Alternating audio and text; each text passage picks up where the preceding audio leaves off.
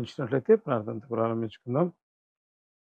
ప్రేమగలిగిన తండ్రి, కృపగలిగిన ప్రభా, జీవంగలిగిన నాన్న, శివాధిపతి, నీ బంగారు పాదాలకు వందనాలు యేసయ్య. ఆశ్చర్యకరుడు, ఆశ్చర్య కార్యాలను తండ్రి జరిగించి గొప్ప దేవుడుగా మీరుంటున్నందు బట్టి వందనాలు. నీ ప్రేమకై, నీ కృపకై వందనాలు. మీరు ప్రేమించి అయ్యా మరొక దినాన్ని ఆయన అనుగ్రహించి నేను ఈ దినంలో తండ్రి నీ మాటలు వినడానికి మీరు చూపించిన కృపకై వందనాలు. నీ సన్నిధిలో ఉండడానికి మీరు చూపిస్తున్న అయా దయను బట్టి నీకు వందనాలు తండ్రి.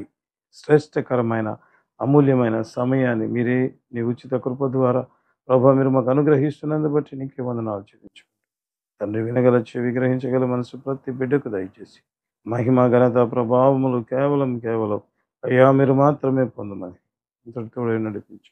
ముందున సమయంలో నడిపించి మహిమ ఘనత ప్రభావాలు మీరు పొందమని యేసయ్య అద్వితీయ నామమున అడిగి ప్రార్థిస్తున్నాము తండ్రి.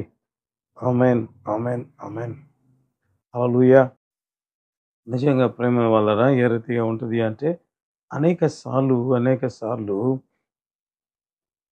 సాతాను ఎప్పుడు కూడా ఎన్నిసార్లు ఓడిపోయినా కూడా సాతాను ఎప్పుడు కూడా ఏ రీతిగా ఉంటుంది అంటే దేవుని బిడ్డల జీవితాల్లో దేవుని వాగ్దానాలు నెరవేర్చబడకూడదు, అసలు వీలైతే ఇల్లు ఉండడానికే వీల్లేదు అన్నంత భయంకరమైన, లేకపోతే నిరుత్సాహ పరిస్థితుల్లోకి, లేకపోతే అనానుకూల పరిస్థితుల్లోకి తీసుకువెళ్తుంది. కొన్నిసార్లు అయితే అసలు వారు భూమి మీదే లేకుండా వెళ్ళిపోవాలనే ఆలోచన కూడా చేస్తూ ఉంటుంది. ప్రేమ వల్ల సాతాను ఎప్పుడు కూడా ఏ రీతిగా ఆలోచిస్తూ ఉంటుంది. అయితే ఆ పరిస్థితులు చూసినప్పుడు కొన్నిసార్లు మనకు కూడా అసలు ఏం చేయాలో కూడా అర్థం కాని భయంకరమైన పరిస్థితులు ఉంటాయి. అయితే సాతానేమో చంపివేయాలి, వీరి జీవితంలో వాగ్దానాలు నెరవేర్చబడకూడదు అని సాతాను అనుకుంటుంది. అయితే మనము కూడా అనేక సార్లు ఆ పరిస్థితిని బట్టి నిజంగా ఏం జరుగుతా ఉందో తెలియని పరిస్థితిలో ఉంటాం. అయితే దేవుడు ఏ రీతిగా ఉంటాడు అంటే తాను మన జీవితంలో ఉన్నతమైన ఆశీర్వాదాలతో మనల్ని నింపాలని అనుకుంటూ ఉంటాడు. హల్లెలూయా. ఈరోజు కూడా అటువంటి అంటే సాతాను ఏ రీతిగా దేవుని బిడ్డల మీద దాడి చేయాలనుకున్నది, ఆ తర్వాత జరిగిన పరిణామాలు, దేవుడు ఆ పరిస్థితిలోంచి బయటికి తీసి ఏ రీతిగా వారి జీవితాల్లో ఉన్నతమైన ఆశీర్వాదాలు ఇచ్చాడో కూడా ఈ దిన వాక్య భాగాల్లోంచి మనం చూడాలని ఆశపడుతున్నాను. ప్రేమ వలన ఆది కాండము 31వ అధ్యాయము 21 నుంచి 23 వరకు ఉంటున్న దేవుని వాక్యం చూద్దాం. అతడు తనకు కలిగినదంతయు తీసుకొని పారిపోయెను. అతడు లేచి నది దాటి గిలాదను కొండతట్టు అభిముఖుడై వెళ్ళెను. యాకోబు పారిపోయెనని 3వ దినమున లాబానుకు తెలుపబడెను. అతడు తన బంధువులను వెంటబెట్టుకొని 7 దినముల ప్రయాణమంత దూరము అతన్ని తరుముకొని పోయి గిలాదు కొండ మీద అతన్ని కలిసికొనెను. ఇక్కడ చూస్తే ప్రేమ వలన యాకోబు తన భార్యలను, తన కుమారులను, తన యావత్ ఆస్తిని కూడా తీసుకొని ఏం చేస్తున్నాడంట, పారిపోతున్నాడు అని బైబిల్లో రాయబడింది.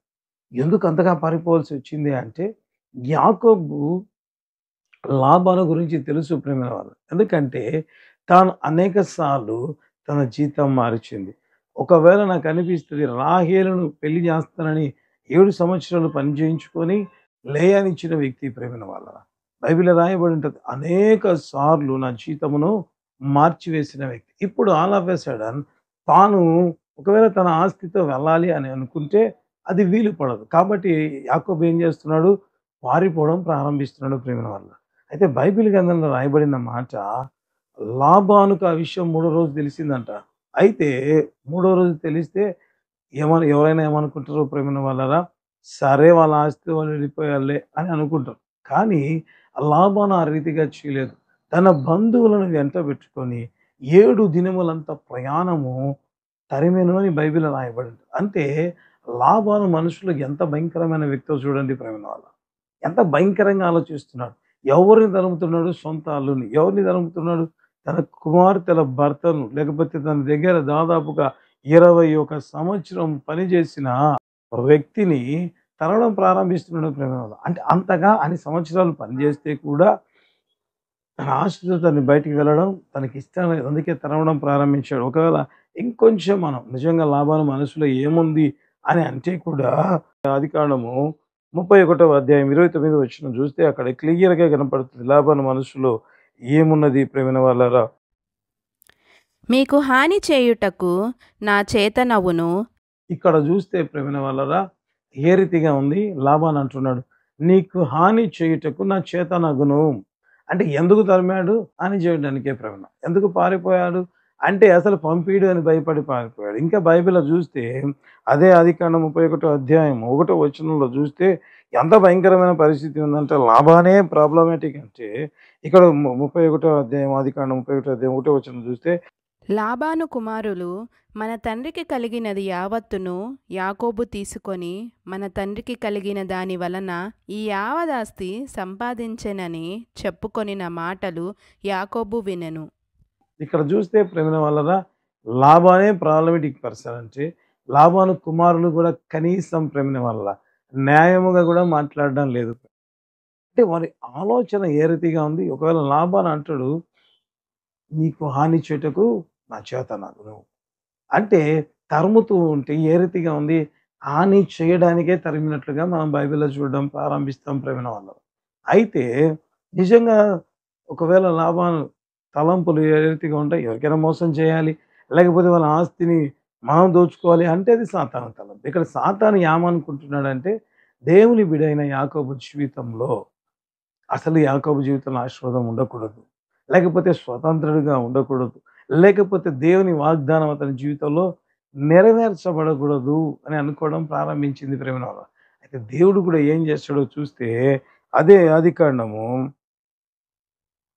31వ అధ్యాయము 29వ వచనం మిగిలిన భాగాన్ని మనం చదువుకుందాం ప్రేమ వల్ల. అయితే పోయిన రాత్రి మీ తండ్రి యొక్క దేవుడు నీవు యాకోబుతో మంచిగాని చెడ్డగాని పలుకకుము, జాగ్రత్త సుమి అని నాతో చెప్పెను. ఇక్కడ చూస్తే ప్రేమ వల్ల మరి ఎందుకు సైలెంట్ అయిపోయాడు అంటే దేవుడు ఇన్వాల్వ్ కావడం ప్రారంభించాడు ప్రేమ. సాతాను అనేక సార్లు దేవుని బిడ్డల జీవితంలో ఇన్వాల్వ్ అవుతూ దేవుని మాట నిజంగా వారి జీవితంలో నెరవేర్చబడకూడదు, లేకపోతే దేవుడు ఇస్తానన్న ఆశీర్వాదం వాళ్ళ జీవితంలో నెరవేర్చబడకూడదు. కాబట్టి ఏం చేస్తున్నాడు, హాని చేస్తే ఎవరికి హాని చేస్తాడు, కంపల్సరిగా యాకోబుకే హాని చేస్తాడు ప్రేమ వాళ్ళ. ఎందుకు అంటే యాకోబే ప్రధానం, మిగిలిన వాళ్ళందరూ కూడా ఆటోమేటిక్గా వారి కుమారులు, వారి కుమార్తెలు, వారి కుమార్తెల కుమారులే. కాబట్టి యాకోబు లేకుండా పోతే మిగిలిన వాళ్ళందరూ ఆటోమేటిక్గా వెళ్ళిపోతారు. కాబట్టి అందుకే లాబాను అంటాడు, నీకు హాని చేయుట నా చేతనగును. అందుకు అంటే సాతాను ఏమనుకుంటుందంటే ఎవరికైతే వాగ్దానం ఉందో, ఎవరైతే దేవుని బిడ్డలుగా ఉంటున్నారో వారి జీవితాలను టార్గెట్ చేయడం ప్రారంభిస్తుంది. అనేక సార్లు మనకు వస్తున్న సమస్యలను బట్టి, బాధలను బట్టి మనం అనుకుంటుంటాం, అరే అదేంటి దేవుని నమ్ముకున్నాను, దేవుని వాగ్దానాలు నా జీవితంలో ఉన్నాయి, అయినా కూడా ఎందుకు నేను ఈ మార్గం గుండా వెళ్తున్నాను అంటే నిజంగా ప్రేమ వల్ల ఇక్కడ చూస్తే దేవుడు చెప్పిన మార్గంలోనే యాకోబు బయలుదేరు.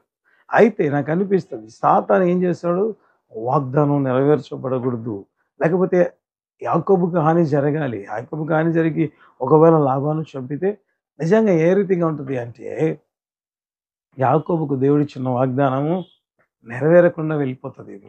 అంటే ఏం చేయాలనుకుంటుంది సాతాను ఎప్పటికి కూడా అంటే దేవుని అబద్ధికుడిగా చేయాలని ప్రయత్నం చేస్తూ ఉంటుంది. అందుకే దేవుని బిడలు అనేది టార్గెట్ చేయడం ప్రారంభిస్తూ ఉంటుంది. అందుకే మనం చూడడం ప్రారంభిద్దాం, ఏ వాగ్దానం దేవుడు యాకోబుకి ఇచ్చాడు, మరి ఎందుకు యాకోబును దేవుని బిడ్డ అయిన యాకోబును సాతాను టార్గెట్ చేసిందంటే ఆదికాండం 28వ అధ్యాయం 15వ వచనంలో ఇక్కడ రాయబడి ఉన్న మాట చదువుతాం ప్రేమ వల్ల. ఆదికాండం 28వ అధ్యాయం 15వ వచనం, ఈ దేశమునకు నిన్ను మరలా రప్పించేదను. ఇంకా ఒకవేళ వచనం అంతా కూడా చదివితే, ఇదిగో నేను నీకు తోడేయండి, నీవు వెళ్ళు ప్రతి స్థలంలో నిన్ను కాపాడుచు ఈ దేశమునకు నిన్ను మరలా రప్పించేదను, నేను నీతో చెప్పినది నెరవేరు వరకు నిన్ను విడువనని చెప్పగా, ఇక్కడ చూస్తే దేవుడు ఏం చెప్పాడు, నువ్వు పోయే చోటుకల్లా నేను కాపాడుతాను. ఆ రెండవ వాగ్దానం ఏంటంటే నిశ్చయం మరలా నువ్వు ఈ దేశానికి నేను రప్పిస్తాను అని చెప్పడం ప్రారంభించాడు. ఇంకా బలమైన వాగ్దానం ఏది అంటే దేవుడు అన్నాడు, నేను చెప్పినది నెరవేరే వరకు నేను విడిచిపెట్టాను అని చెప్పడం ప్రారంభించాడు. హల్లెలూయా. ఇప్పుడు సాతాను అనుకునేది ఏ విధం చేతనైనా సరే దేవుని బిడ్డని యాకోబును టార్గెట్ చేసి లాబానును ప్రేరేపించి ఒకవేళ చంపాలి అన్నంతగా తీసుకువెళ్తే, నీకు చచ్చిపోతే ఆ దేశానికి వచ్చే ఛాన్సెస్ ఉండవు ప్రేమ వాళ్ళ. అంటే దేవుని మాట నెరవేర్చబడకూడదు. అనేక సార్లు సాతాను ఆ రీతిగా ప్రయత్నం చేస్తూ ఉంటాడు. అయితే దేవుడు ఏం చేశాడు, లాబాను దగ్గరికి వెళ్ళి చెప్పాడు, మంచి అయినను చెడైనను మాట్లాడదు, హాని చేయడం కాదు, అసలు నువ్వు మాట్లాడడమే, సైలెంట్గా ఉండు అన్నంత బలమైన వారిని జాగ్రత్త సుమి అని చెప్పడం ప్రారంభించాడు. హల్లెలూయా. అనేక సార్లు ప్రేమ వల్ల సాతాను అయితే మన దేవుని నమ్ముకున్న బిడ్డలను డిగ్రేడ్ చేయాలి. లేకపోతే వీరి జీవితంలో ఆశీర్వాదాలు రాకూడదు. వీరి జీవితంలో ఎండిపోయిన జీవితంగా ఉండాలి. వీరు ఎందుకు పనికిరాని రికంగా ఉండాలని సాతాను అనుకుంటది. అయితే దేవుడు ఏం చేస్తాడు? అటువంటి జీవితాలను ఫలభరితంగా చేయడం ప్రారంభిస్తాడు. హల్లెలూయా. అదే కదా ఇక్కడ జరిగింది. సాతాను అనుకుంది యాకోబు అనే వ్యక్తి లేకుండా చేయాలి. ఎందుకంటే తనకిచ్చిన వాగ్దానాలు ఏవి నెరవేర్చబడకూడదు. అయితే దేవుడు ఏం చేశాడు? ఎవరైతే సాతాను చేత ప్రేరేపించబడి యాకోబును తరుముతున్న వారితో మాట్లాడాడు. జాగ్రత్త సుమి. అంటే దేవుడు సాతాను ఒకటి అనుకుంటది. దేవుడైతే ఇంకా బలమైన రీతిలో సాతాను అనుకున్నది ఏది జరగదు. అనేక సార్లు మనకున్న సమస్యలను బట్టి, బాధలను బట్టి మనం కృంగిపోతూ ఉంటాం. కానీ అయితే దేవుడు ప్రతిసారి కూడా తన బిడ్డల విషయంలో ఆయన గొప్ప కార్యాలు చేసే దేవుడు. ఆయన వాగ్దానమును నెరవేర్చే దేవుడు ప్రేమైన వల్ల. హల్లెలూయా. ఇంకా చూద్దాం సాతాను ఏ రీతిగా దేవుని మాటలను నిజంగా దేవుని బిడ్డలను టార్గెట్ చేసి అస్సలు ఉండకూడదు భూమి మీదనే అన్నట్టుగా, వృద్ధే కనబడకూడదు అన్నట్టుగా ప్రయత్నం చేస్తే దేవుడు ఏ రీతిగా ఇన్వాల్వ్ అయ్యి వారి జీవితంలో అద్భుతం చేస్తాడో మరొక వాక్య భాగాన్ని మనం చూడడం ప్రారంభిద్దాం. నిర్గమకాండము 1వ అధ్యాయము 15, 16 వచనాలు చదువుకుందాం ప్రేమైన వల్ల. మరియు ఐగుప్తు రాజు షిఫ్రా పూయా అను హెబ్రీయుల మంత్రసానులతో మాటలాడి, మీరు హెబ్రీ స్త్రీలకు మంత్రసాని పని చేయుచు వానిని కాన్పు పీటల మీద చూచినప్పుడు మగవాడైన ఎడల వాని చంపుడి, ఆడుదైన ఎడల దాని బ్రతుకనీయుడని వారితో చెప్పెను. ఇక్కడ చూస్తే ప్రేమైన వల్ల ఒక మాట రాయబడిన ఉంటుంది. ఫరో అనుకున్నాడు ఏమని అంటే, ఒకవేళ సాతాను తలంపులు బట్టి అస్సలు ఇశ్రాయేల్ వృద్ధి చెందకూడదు కాబట్టి మగపిల్లలందరినీ చంపేయి అంటే ఏ రీతిగా ఉంటుంది? మగపిల్ల వాళ్ళు అనే వాళ్ళు లేకపోతే ఇక కంప్లీట్‌గా లేకపోతే ఇశ్రాయేలు అనేవారే ఉండరు ప్రియమైన వాళ్ళు. ఎందుకంటే ఇంకా మగపిల్లవాడు పుడితేనే ఆ తండ్రిని బట్టి ఆ కుమారులు ఆ సంతానంగా మారుతారు. ఇప్పుడు అసలు మగపిల్లలే ఉండకూడదు. సాతాను ఎంత భయంకరమైన స్కెచ్ ఏసిందంటే అస్సలు భూమి మీద ఏర్పరచబడిన వంశమైన ఇశ్రాయేలీయులని లేకుండా చేయాలని ప్లాన్ వేసింది ప్రియమైన వాళ్ళ.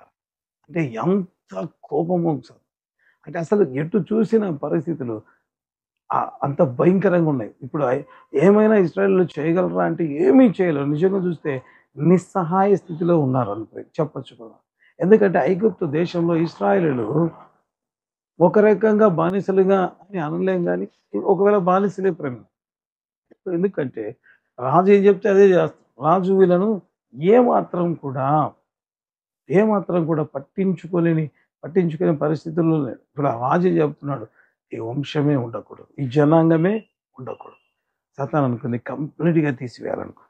వెంటనే దేవుడు కూడా ఎంత బలమైన రీతిలో రియాక్ట్ అయ్యాడో చూడడం ప్రారంభిద్దాం. అదే నిర్గమకాండము 1వ అధ్యాయము 17వ వచనాన్ని చదువుకుందాం. అయితే ఆ మంత్రసానులు దేవునికి భయపడి ఐగుప్తు రాజు తమకాజ్ఞాపించినట్లు చేయక మగపిల్లలను బ్రతుకనీయగా. హల్లెలూయా. సాతాను అనుకుంది ఏమైనా గానీ వీళ్ళని చంపేస్తాను. అసలు ఈ భూమి మీద ఈ జనాంగమే ఉండకుండా చేస్తాను అని అనుకుంది ప్రియమైన వాళ్ళ. దేవుడు కూడా అనుకున్నాడు. నిజంగా ఇశ్రాయేలీయులు ఏమైనా చేయగలరా ఇక్కడ అంటే ఏమీ చేయలేరు. అక్కడ యాకోబు ఏమైనా చేయగలడా? ఏమైనా చేయగలిగిన పరిస్థితిలో యాకోబు ఉంటే నిజంగా నిలబడి ఏం లాభం వస్తున్నామని అనేవాడు ప్రేమైన వాళ్ళ. ఆ ఛాన్స్ లేకనే యాకోబు పారిపోయాడు. ఇక్కడ కూడా ఐగుప్తులు ఇశ్రాయేలీయులు ఉన్నారు. వారు ఏం చేయలేకపోతున్నారు. అయితే దేవుడు వెంటనే రియాక్ట్ చేయడం ప్రారంభించాడు. హల్లెలూయా. నిజంగా ప్రేమైన వాళ్ళరా ఆ మంత్రసానులు దేవునికి భయపడి ఎవరికైతే ఆ పని అప్పచెప్పాడో రాజు, ఆ దేశపు రాజు ఆజ్ఞను సైతం పక్కన పెట్టేస్తారు ప్రేమైన వాళ్ళు. దేవుడు ఎంతగా ఇన్వాల్వ్ కావడం సాతాను అనుకుంది ఇశ్రాయేల్ అసలు వంశమే ఉండకూడదు భూమి మీద అనుకోలేదు. అయితే దేవుడు వెంటనే ఏం చేశాడు? ఆ మంత్రసానులకు భయం కలిగించడం ప్రారంభించాడు. హల్లెలూయా! అంత మాత్రమే కాదు ప్రియమైన వాళ్ళారా, దేవుని కార్యాలు ఎంత ఆశ్చర్యంగా ఉంటాయి అంటే నిజంగా ఓకే. మగపిల్లలను బ్రతికరించారు. ఆ తర్వాత ఆజ్ఞ బయలుదేరింది. ఏమని? నదిలో పారవేయండి అని చెప్పినట్లుగా మనం బైబిల్‌లో చూడడం ప్రారంభిస్తాం. అయితే ఇట్లైనా సరే ఒకటి కాకపోతే ఇంకొకటైనా చేస్తానని ట్రై చేస్తే కూడా ఏమైనా జరిగిందా అంటే ఏమీ జరగలేదు ప్రియమైన వాళ్ళారా. ఎందుకంటే మేము బైబిల్ గ్రంథంలో చూడడం ప్రారంభిస్తాం. సాతాను అనుకున్నది ఒకటి, దేవుడు చేసే అద్భుతాలు మహా గొప్పగా ఉండడం ప్రారంభిస్తాయి. అదే నిర్గమకాండము. ఆ 2వ అధ్యాయం 1, 2 వచనాలు చదువుకుందాం ప్రియమైన వాళ్ళారా. లేవి వంశస్థుడొకడు వెళ్ళి లేవి కుమార్తెను వివాహము చేసుకొనెను. ఆ స్త్రీ గర్భవతి అయి కుమారుని కని వాడు సుందరుడై ఉండుట చూచి 3 నెలలు వానిని దాచెను. ఇక్కడ చూస్తే ప్రియమైన వాళ్ళారా, ఒక రాజు ఆజ్ఞ ఇచ్చాడు. బానిసలు దాన్ని పాటించకుండా 3 నెలలను మోషేని వాళ్ళ తల్లిదండ్రులు దాచిపెట్టినట్టుగా బైబిల్ గ్రంథంలో రాయబడింది. హల్లెలూయా! అంటే దేవుని కాపుదల ఏ రీతిగా ఉందో చూడండి. అంటే సాతాను అనుకుంది భూమి మీద లేకుండా చేస్తానంటే అదే టైంలో అసలు ఇశ్రాయేలు జనాంగమనే లేకుండా చేయాలని సాతాను ఎప్పుడైతే నిర్ణయం తీసుకుందో అదే టైంలోనే ప్రియమైన వాళ్ళారా, హల్లెలూయా! అందుకే నాకు అనిపిస్తది దేవుని కార్యాలు ఎంత భీకరంగా, ఎంత ఆశ్చర్యంగా ఉంటాయి. అనేక సార్లు అవి తెలియక నిస్సహాయ స్థితిలో ఎటు పోలేక కొన్నిసార్లు నిట్టూర్పులు విడుస్తూ ఉంటాం. అయితే దేవుని ప్రణాళిక ఎంత గొప్పగా ఉందో చూడండి. ఎప్పుడూ కాదంట, ముందు కాదంట. సాతాను అనుకుంది ఇశ్రాయేలు జనాంగమును భూమి మీద లేకుండా చేస్తానంటే అదే టైంలో దేవుడు ఏం చేశాడు? మోషే అనే వ్యక్తిని, ఎవరు మోషే ప్రేమిన వలన ఇశ్రాయేలును ఐగుప్తులోంచి బయటకు తీసుకువెళ్ళే లీడర్‌ని పుట్టించాడు. హల్లెలూయా! ఎప్పుడు ఎటువంటి క్రిటికల్ పొజిషన్‌లో మగ పిల్లవాడు కనబడితే చంపండి, లేకపోతే ఎత్తి నైలు నదిలో పారవేయండి అంటే నిజంగా దేవుడు ఏం చేశాడు? అదే సమయంలో పుట్టిన వ్యక్తి ద్వారానే సాతాను అనుకుంది గదా! ఈ వ్యక్తులందరినీ చంపేసి ఈ జనాన్ని వర్ధిల్లకుండా లేకపోతే వృద్ధి చెందకుండా చేస్తానంటే అదే టైంలో, అదే జనంలో మోషేను పుట్టించాడు. ఇంకా ఆశ్చర్యమైన విషయం ఏ రీతిగా ఉంది అంటే నాకనిపిస్తది. ఆ మోషే ఫరో యొక్క యుద్ధ మరి అన్ని విద్యాభ్యాసం అంతా చేయడం ప్రారంభించాడు. ఎవరి చేత పెంచబడ్డాడు? మోషే కుమార్తె చేత. ఇప్పుడు ఏ రీతిగా మోషే కుమార్తె కుమారుడు అనిపించుకున్నాడంట. హల్లెలూయా! నాకనిపిస్తది ఏ వ్యక్తి అయితే చంపుదాం అనుకోని డిసైడ్ అయ్యి ఒక శాసనాన్ని బయలుదేరింపజేస్తే అదే రాజు సమయములో దేవుడు ఏం చేశాడు? మోషేను పుట్టించి నువ్వు చంపుతావు అనుకున్నావు గదా! నీ డబ్బుతోనే ఆ వ్యక్తి పోషించబడతాడు. హల్లెలూయా! నీవు చెప్పావు ఒక ఆజ్ఞ ఇచ్చి చంపివేయమని. ఇప్పుడు నేను డిసైడ్ చేసుకున్నాను ఏమని అంటే నువ్వు చెప్పావు గదా! చంపుతావని. నీ చేతుల మీదుగానే నీ డబ్బుతోనే ఆ వ్యక్తిని పోషించి ఈ ప్రజలను బయటికి తీసుకువెళ్ళే నాయకునిగా చేస్తానని డిసైడ్ కావడం ప్రారంభించాడు. హల్లెలూయా! దేవుని కార్యాలు ఎంత భీకరం ప్రేమన వల్ల అనేక సార్లు మనం అనుకుంటుంటాం. సాతాను తెచ్చే సమస్యలను బట్టి, మన ముందున్న పరిస్థితులను బట్టి, అయ్యా నిజంగా మాకు తోడై ఉన్నావా? నిజంగా తోడై ఉంటే ఇట్టి భయంకరమైన పరిస్థితి మాకెందుకు కలుగుతది అని దేవుడు ఎప్పుడు కూడా ప్రేమైన వాళ్ళరా తాను చెప్పిన మాట విషయమై తన బిడ్డలకు తాను చెప్పిన మాట విషయమై ఎన్నడూ కూడా, ఎన్నడూ కూడా మాట తప్పని వాడు ప్రేమైన వాళ్ళ హల్లెలూయా! మరి ఇశ్రాయేలుకు దేవుడిచ్చిన వాగ్దానం ఏది అంటే ఆదికాండం 12వ అధ్యాయము 2వ వచనం ఒకవేళ మనం చూస్తే అక్కడ దేవుడు అబ్రహాముతో మాట్లాడుతూ చెప్పిన మాట నిన్ను గొప్ప జనము చేసి అన్నాడు. హల్లెలూయా! దేవుడు ఏమన్నాడు? ఇశ్రాయేలుని గొప్ప జనం చేస్తానన్నాడు. ఇక్కడ చూస్తే సాతాను అనుకుంది నేను అసలు ఈ జనమే లేకుండా చేస్తాను. గొప్ప జనము చేస్తానని దేవుడు చెబితే సాతాను అనుకుంది అసలు జనమే లేకుండా చేస్తానంటే దేవుని రియాక్షన్ ఎంత గొప్పగా ఉంది అంటే నిజంగా ప్రేమైన వల్ల అదే సమయంలో మోషే పుట్టడం, అదే సమయంలో తల్లిదండ్రులు దాచిపెట్టడం, అదే సమయంలో నిజంగా ప్రేమ వలన మామూలుగా చెప్తారు నైలు నదిలో ఎక్కువగా ముసళ్ళు తిరుగుతూ ఉంటాయంట ప్రేమ. ఆ నైలు నదిలో ఎందుకు పారవేయమన్నాడంటే ఏదైతే చనిపో కానీ ఆ వ్యక్తి అదే సమయంలో పుట్టి, అదే రాజు కుమార్తె చేత పెంచబడి హల్లెలూయా! వారి డబ్బుతోనే పోషించాడు ప్రియమైన ఎంత గొప్ప దేవుడు!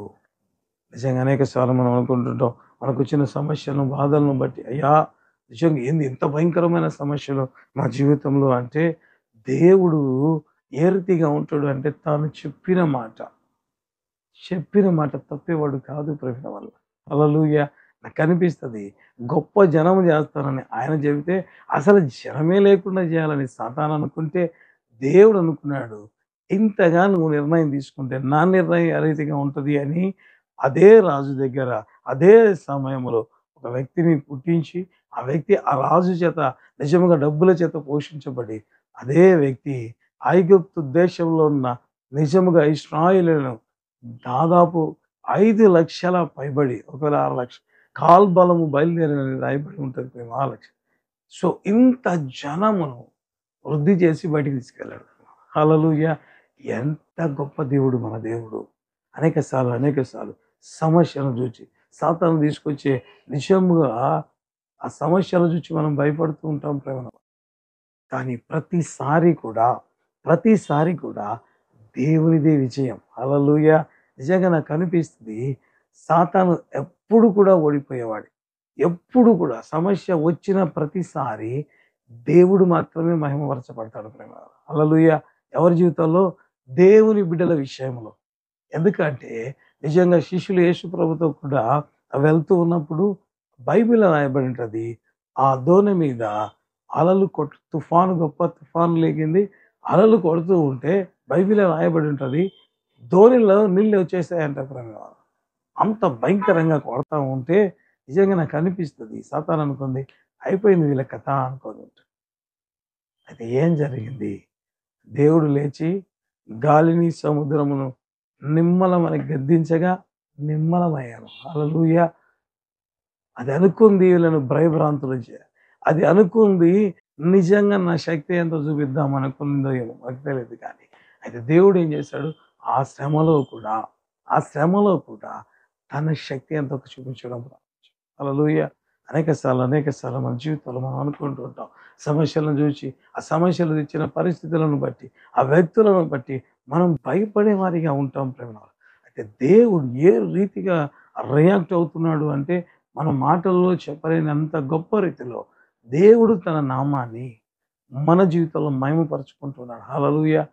నిజంగా ప్రేమలో ఎంత గొప్ప దేవుని మనం కలిగి ఉన్నాం. చివరిగా ఇంకొక వాక్య భాగాన్ని అంటే సాతాను కొన్నిసార్లు ఏం చేస్తది? హాని జయించి వాగ్దానం నెరవేర్చదు. కొన్నిసార్లు వారికిచ్చిన వాగ్దానాన్ని బట్టి అరే భూమి మీద లేకుండా చేయాలి. కొన్నిసార్లు సాతాను ఏం చేస్తదంటే కృంగదీయాలని ఆశపడుతుంది. ఎంతగా అంటే ఎంతగా కృంగిపోతే ఆటోమేటిక్‌గా దేవునికి దూరం అవుతారు ప్రేమ. ఎవరైనా బాగా సమస్యలొచ్చి బాగా కృంగిపోయారా? వాళ్ళు ఆటోమేటిక్‌గా దేవునికి దూరం అవుతారు. కాబట్టి సాతాను అనుకుంది ఏమైనా సరే ఇంకా బాగా దేవుని బిడ్డలను కృంగదీయాలని అనుకుంది ప్రేమ వల్ల. ఆ వాక్య భాగాన్ని మనం చూసి వాక్యాన్ని మనం ముగించడం ప్రారంభిద్దాం. రెండో రాజుల గ్రంథము 5వ అధ్యాయము మొదటి 2 వచనాలు చదువుకుందాం. సిరియా రాజు సైన్యాధిపతి అయిన నయమాను అనునొకడుండెను. అతని చేత యెహోవాయే సిరియా దేశమునకు జయము కలుగజేసియుండెను గనుక అతడు తన యజమానుని దృష్టికి ఘనుడై దయ పొందినవాడాయెను. అతడు మహాపరాక్రమశాలి అయి ఉండెను గాని అతడు కుష్ఠరోగి. సిరియనులు గుంపులు గుంపులుగా బయలుదేరి ఇశ్రాయేలు దేశము మీదికి పోయియుండిరి. వారచ్చట నుండి ఒక చిన్నదాని చెరగొని తేగ అది నయమాను భార్యకు పరిచారము చేయుచుండెను. ఇక్కడ చూస్తే ప్రేమైన వాళ్ళరా ఇశ్రాయేలు దేశంలోకి వాళ్ళు వెళ్ళారంట. వెళ్ళి ఏం చేస్తున్నారంట? అక్కడున్న వారిని చెరగా తీసుకొని రావడం ప్రారంభించారు. నిజంగా బానిసగా తీసుకుపోవడం అనేది చాలా కష్టంగా ఉంటుంది ప్రేమైన వాళ్ళ. మరి ఆ పరిస్థితుల్లో ఇశ్రాయేలు చిన్నదాని అని రాయబడింది. అంటే మగవాళ్ళంటే ఒక రకంగా ఉంటది. ఇంకా ఆడవాళ్ళంటే ఎంత కష్టంగా ఉంటదో, ఎంత భయంకరమైన పరిస్థితి ఉంటదో. సో, ఇశ్రాయేలు చిన్నదాన్ని తీసుకొచ్చారు. ఎక్కడ పెట్టారు అంటే, తీసుకొచ్చి నయమాను భార్య దగ్గర పెట్టారంట ప్రేమవాళ్ళ. ఎంత కష్టంగా ఉంటది. ఎంత బాధాకరంగా ఉంటది. ఎంత ఇబ్బందికరంగా ఉంటది. ఎందుకంటే అసలు ఏ వ్యక్తి అయితే యుద్ధం చేసి వాళ్ళని మాటికి తీసుకొచ్చి, లేకపోతే వాళ్ళని చంపి తెచ్చాడో, ఆ వ్యక్తి భార్య దగ్గర ఉండడం నిజంగా రోజు ప్రత్యక్ష నరకం ఏదైనా ఉందా అంటే అదే అని చెప్పొచ్చు. ఎందుకంటే డైలీ ఆ వ్యక్తి కనపడతా ఉంటాడు. ఆ వ్యక్తి కనపడిన ప్రతిసారి ఎంత ఇరిటేట్‌గా ఫీల్ కావాలి. నిజంగా నాకు అనిపిస్తది సాతాను అనుకుంది, ఈ దెబ్బతో ఈ అమ్మాయి కృంగిపోతది. చూడు లేకపోతే పైశాచిక ఆనందము పొందాలనుకునిందేమో ప్రియమైన వాళ్ళు. అంటే ఈ అవమాన భారంతో కృంగిపోయి దేవుని ద్వేషిస్తదేమో. కృంగిపోయి ఇక ప్రార్థనకు దూరం అవుతది. ఇక కృంగిపోయి వద్దులే ఈ దేవుడు అనుకుంటదేమో. అన్నట్లుగా నిజంగా రోజు రోజు ఎట్లా పెట్టాలనుకుంది శ్రమ, కేవలం ఒక రోజులో చంపివేయడం కాదంట ప్రేమ. దినదినము శ్రమ పెట్టాలని సిద్ధపడి తీసుకొచ్చి నయమాను భార్య దగ్గర పెట్టారు.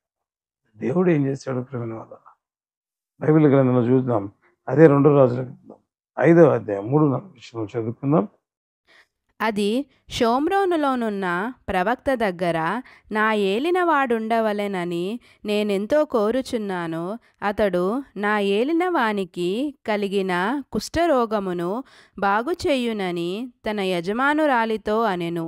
నయమాను రాజునొద్దకు పోయి ఇశ్రాయేలు దేశపు చిన్నది చెప్పిన మాటలను అతనికి తెలియజేయగా, ఇక్కడ చూస్తే ప్రేమైన వాళ్ళ సాతాను అనుకుంది, తీసుకొచ్చాను కరెక్ట్ ప్లేస్‌లో పెట్టాను. ఎందుకంటే రోజు ఏడ్చాలి.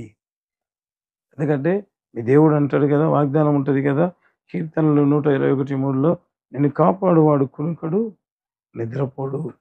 ఈ వాగ్దానం ఎక్కడ నెరవేర్చబడింది? నువ్వు కాపాడబడ్డావా? చూడు, తీసుకొచ్చి ఎవరైతే నిన్ను బాధ పెడుతున్నారో వారి దగ్గరే పెట్టాను. వారికి నువ్వు పరిచర్య చేయాలి. నయమాను కనబడతా ఉంటాడు రోజు. చూసినప్పుడల్లా ఎంత ఇబ్బందిగా. కాబట్టి ఆ పాప కృంగిపోతది. ఇశ్రాయేలు చిన్నది బాధపడిపోతది. దేవుని బిడ్డ కదా! దేవుని బిడ్డలు బాధపడడం సాతానుకి ఇష్టం. అందుకే ఆ రీతిగా సాతాను ప్లాన్ చేస్తే దేవుడు ఏం చేశాడు?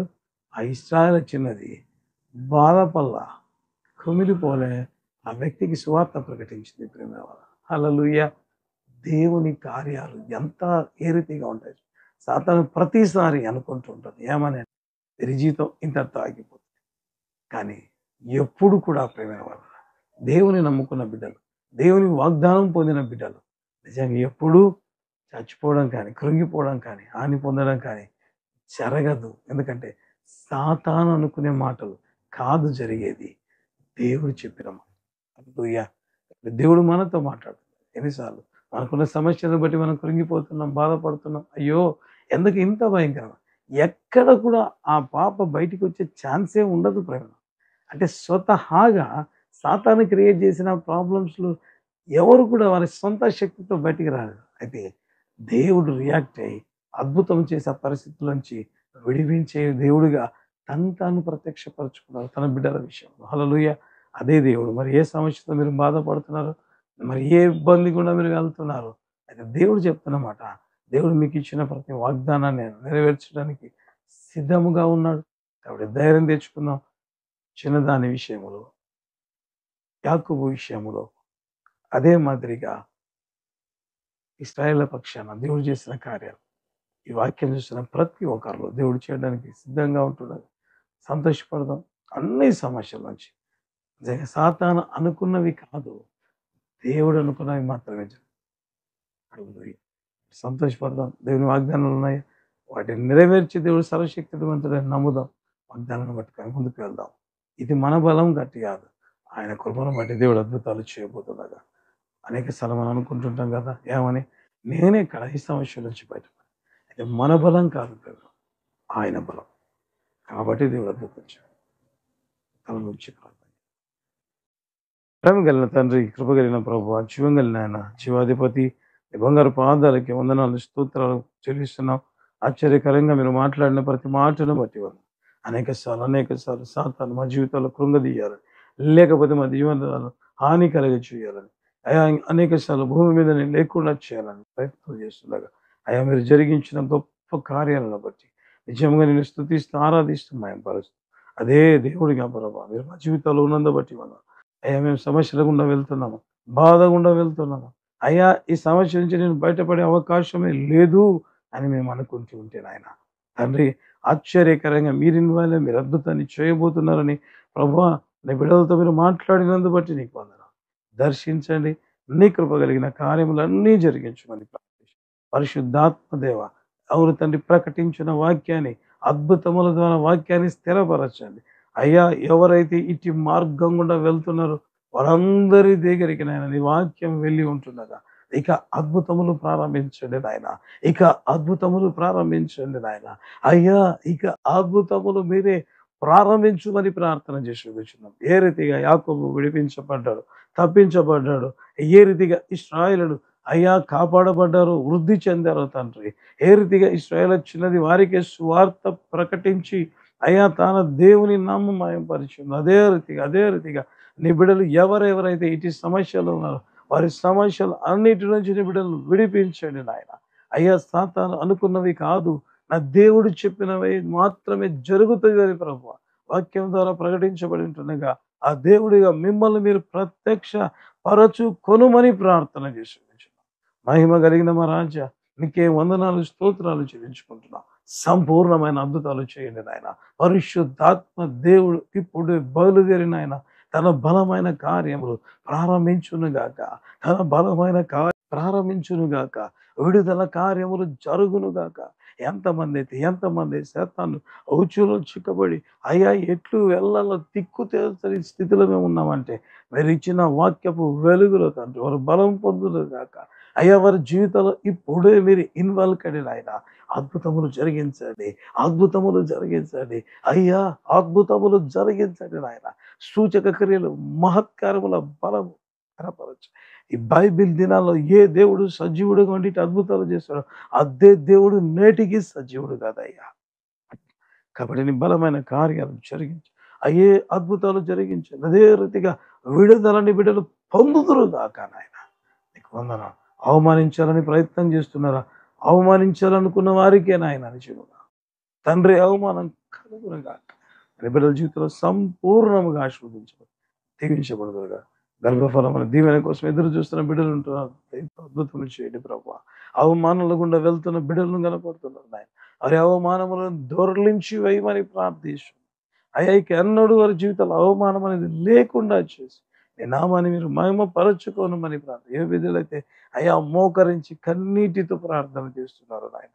అయ్యా, కన్నీరు కారుతుండగా తండ్రి వారి కన్నీటి ప్రతి బాష్ప బిందువు మీరే తొడవాలి. అయ్యా, మీరు గాక నాకు ఎవరున్నారు నాయన అని నీ దగ్గర మొరపెడుతున్న బిడ్డలు అంటున్నారు.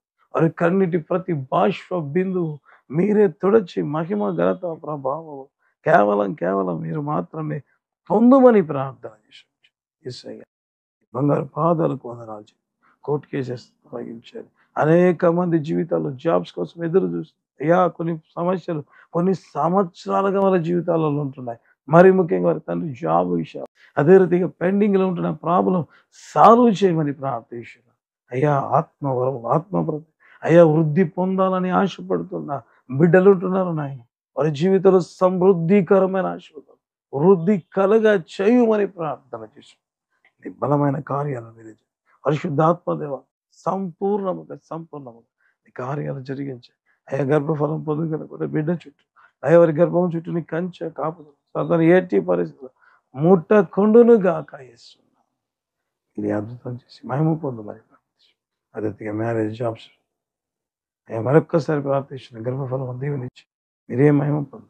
పరిచయం సపోర్ట్ చేసిన ప్రార్థన ద్వారా షేర్ చేయడం ద్వారా ఆర్థికంగా అయ్యా అన్ని విధాలు ప్రతి బిడ్డను మీరే దీవించారు.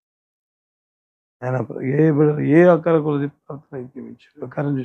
ఈ కార్యక్రమం చూసారు అందరినీ దీవించారు. సమస్త మహిమ ఘనత నీకే చెల్లిస్తారు. మీరు మాత్రమే మహిమ పొందారు. యేసు నామములో ప్రార్థిస్తున్నాము తండ్రి. ఆమేన్.